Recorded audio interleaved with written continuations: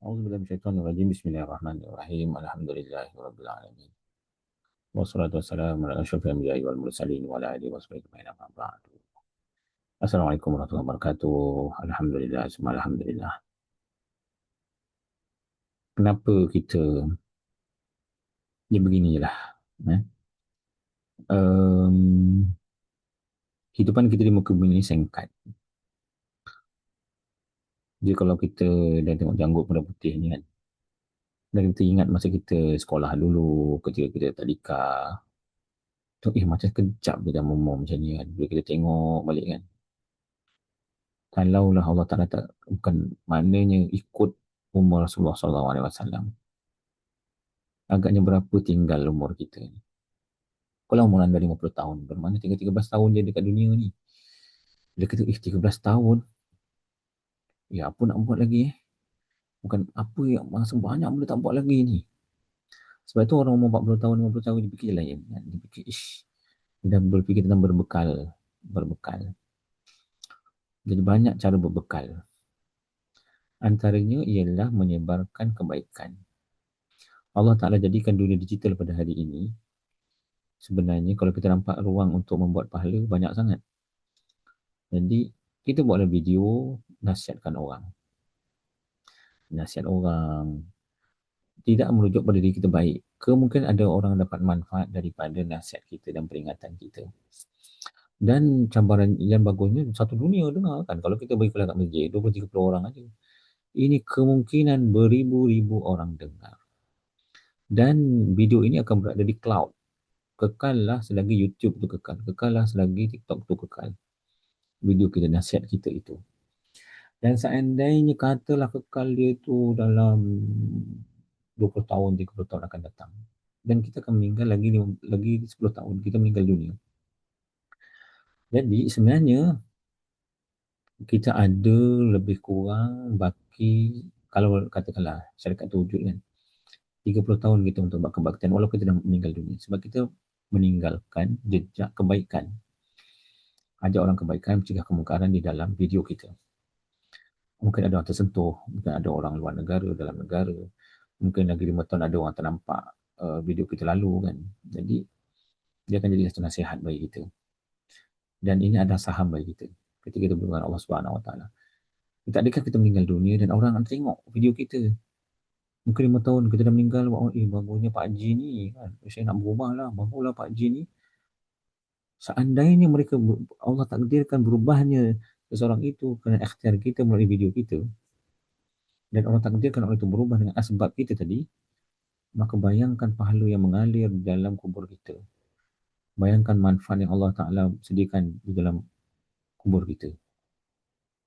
Sebab itu, sama kita pandai ke tak pandai ke, kita dapat tauliah ataupun kita dapat mengajar di masjid ke tak masjid, buatlah seberapa banyak video yang ada, ajak kebaikan, cegah kemungkaran. Dan simple-simple kan. Tak perlulah kita orang baca Al-Quran nanti orang tegur pula tajwid tak betul apa, jadi kita ajak kebaikan supaya orang sedar bahawa umur aku lagi 13 tahun, apa aku nak buat. Dia akan gandakan kebaikan. Kalau tak pandai mungkin kita berwakaf, berzakat, bersedekah pun boleh, tak ada masalah. Jadi ini adalah sebahagian daripada usaha kita. Tapi kita harus ingat dengan dunia digital ini juga, dia boleh menjerumuskan kita ke dalam kebinasaan. Contohnya, kita memfitnah orang, kita menyatakan kenyataan bohong, kita menipu, kita mengkhianat, kita fitnah orang. Dan video ni tak padam. Dia juga ditakdirkan katalah kita fitnah orang. Na'udzubillah min dzalik. Kita tuduh orang ni. Katakanlah kita tuduh orang ini, orang ni ahli zina, orang ni ahli liwat, orang ni ahli maksiat. Macam-macam kita tuduh dia.